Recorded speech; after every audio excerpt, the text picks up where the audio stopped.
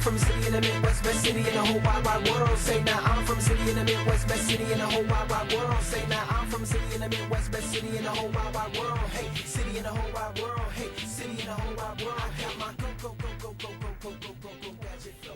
Good evening, and welcome to the Chi-Town Lowdown. I'm Max Miner.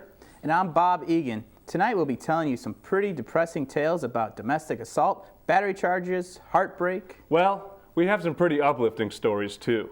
Yeah, but I like the depressing ones. Our top story tonight is about a North Platte man facing a domestic assault charge after allegedly attacking his girlfriend last Saturday for making a macaroni for dinner. Investigator Dale Matusek said the woman called for help after locking herself in a bathroom.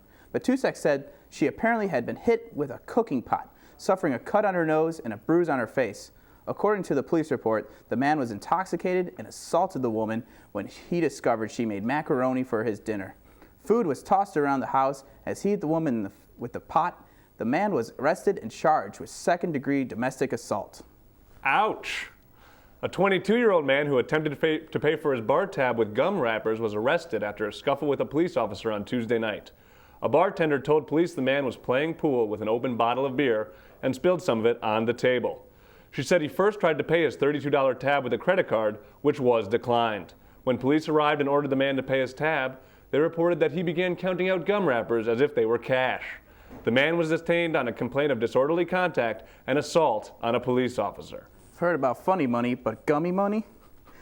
Apple released a warning this week to the youth of America stating that the use of an Apple iPod at full volume may result in a loss of hearing later in life. The youth of America responded by saying, "What?" A woman decided to go to jail rather than pay her bill at a Fort Pierce Waffle House restaurant. The total she went to jail for? $7.45. According to a police report, Marion O'Neill, 66, ordered coffee and a sandwich at a Waffle House restaurant on Saturday, but refused to pay the bill. The report said an officer asked her to pay or go to jail, and she refused. A jail official said she was released Monday from the St. Lucie County Jail. She was charged with obtaining food and lodging with intent to defraud, a second-degree misdemeanor. If convicted of a second-degree misdemeanor, she could face up to 50 days in jail and a fine of $500. In other news, experts say paranoia may be more common than we thought. What do they mean by that? Coming up after this break, we have a story about a woman who was bitten by a rabid fox and just kept on running. Also the stick. We all played with it growing up, and now it's been inducted into the Toy Hall of Fame. And our very own Aaron is in the studio with us today and is going to show us how to make a tasty treat. So stick around. When an Arizona woman out jogging was bitten by a rabid fox, she ran on for another half a mile with the animal still attached to her arm and threw it into the trunk of her car. It originally went for her leg, and she grabbed it by the scruff of the neck, and that's when it bit her arm. The fox later bit an animal control officer, and he and the woman both received rabies vaccines. When asked to comment, the fox just began foaming at the mouth, and his lawyer pulled him into the car. This is not the first arrest for the fox. He was caught robbing a liquor store back in February and charged with arson in 2003. Talk about a foxy lady. Anyway, a magic wand, a fishing rod, a royal scepter. The lowly stick, a universal plaything powered by a child's imagination, landed in the National Toy Hall of Fame on Thursday, along with the baby doll and the skateboard.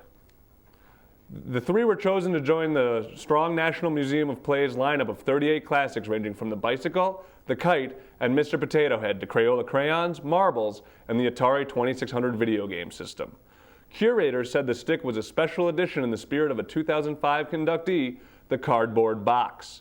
They praised its all-purpose, no-cost, recreational qualities and loved how its uses were limitless. There aren't any rules or instructions for its use. It causes the child using it to create, forcing them to use their imagination. It can be a Wild West horse, a medieval knight's sword, a boat on a stream, or a slingshot with a rubber band. No snowman is complete without a couple stick arms, and every campfire needs a stick for toasting marshmallows. This toy is so fantastic that it's just not for humans anymore. You can find otters, chimps, and dogs, especially dogs, playing with it.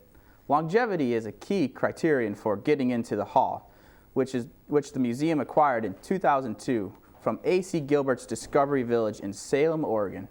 Each toy must not only be widely recognized and foster learning, creativity, or discovery through play, but also endure in popularity over generations. And as long as trees grow, we will always have the stick. A small mountain town has agreed to pay $275,000 to a local woman to keep her from returning to a community hangout after residents complained about her dirty dancing. Willis, then 56, was told to stay away from the Marshall Depot Community Center 8 years ago. According to court documents, she was accused of gyrating and simulating sexual intercourse with her partner while wearing a skirt so short it exposed her underwear. Willis described her dance style as exuberant and flamboyant, but not obscene. She's still not allowed to return to the refurbished train station where she once danced and socialized, but she said that's okay with her. Her attorney, John Sasser, said the town strongly opposes lifting the ban, agreeing that they would burn down the place before they let her come back. Now we turn to our own Aaron, who will show us how to whip up a tasty treat that's both easy to make and easy to eat. Thanks, Bob. I love you. You know I love you. And Max, too. I love y'all. They my booze. Anyways, hey, America. Today, I'm about to show y'all how to make the tastiest dish, all right? I mean, it's out of this world. It's called puppy chow. So tell your mama, your mama's mama, your baby's mama, whoever, to crowd around the TV. It's going down. We making puppy chow. All right, so first, we gonna stick 6 cups of Crispix cereal. It's really not Crispix. This is Fiber One. It's good for your bowels. We're gonna stick some of this into a bowl, and we're gonna use a half a cup of peanut butter we got right here already put in the bowl, and we're gonna use a half a cup of butter, hey, and 12 ounces of chocolate chips. If you ain't got no chocolate chips, go melt some chocolate in the microwave. You know, some Tootsie Rolls you have left over from Halloween, or whatever, you know, you got laying around the house. I can't even open this Fiber One. Get over it. There we go, there we go. All right, y'all. Gonna pour it in this bowl right here. Now, oh, I almost forgot, my favorite, powdered sugar. Okay, in order to help this heavenly goodness come to life, you're also going to need wax paper, a cookie tray, and a huge bowl with a lid, because there's gonna be a lot of shaking going on, all right? All right, so here we go. First, you pour your checks into the huge bowl like this. You got to sit right here. Next, you have to melt the peanut butter in the microwave, okay, for a minute. 60 seconds, AKA a minute. All right, which I've already done. It's right here. Then you add the chocolate chips, which also have to be melted. So you stick the peanut butter in there, right? And you stick the chocolate in there, right? All right. And then also, you have to, you know, like I said, you got to heat this on high for a minute in the microwave. Then you stick in the butter, all right? And then you also want to stir all the components in there, make it real smooth before you add them in the bowl. And then I ain't got a spoon because they didn't want to pay for me to get a spoon, but I'm gonna just stir it like this, all right?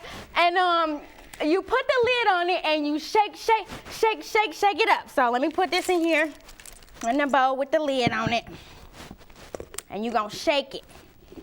Hold on, give me a minute. You gonna shake it like this, right? And then you gonna give your arms a rest. People with asthma, you might not wanna do that too hard unless you got your spray center right there. All right. Oh, this looking good, y'all, this looking good. Then you wanna lay your wax paper down on top of the cookie sheet, all right? There you go. There you go, like that. Then you gonna shake it again one more time. One more time, we're gonna give it a good shake. Shake it like a Polaroid picture. Hey. You're gonna do that, and then we are going to open the lid and spread it out on the wax paper to kind of dry it and break it apart to edible pieces, because some of it might stick together. And you don't want that. You don't want your stuff sticking together, because you know you just want to take little bites, you know. Okay. Then you wait about 30 seconds so it can cool off. I know y'all be wanting to eat, like when you make them ramen noodles, right? And it get real hot, but you're so hungry you want to eat it anyways. You can't do that. You gotta let it cool off so you don't burn your mouth. And then you can eat. Get ready to enjoy a fantastic meal. This is probably the best batch I ever made. Hey, Kai, you wanna try some, baby? Come on here, I want you to try some of this. Come on. Yeah. Come on. Try some of my. Oh, that's freaking delicious. We'll be right back with more after these messages.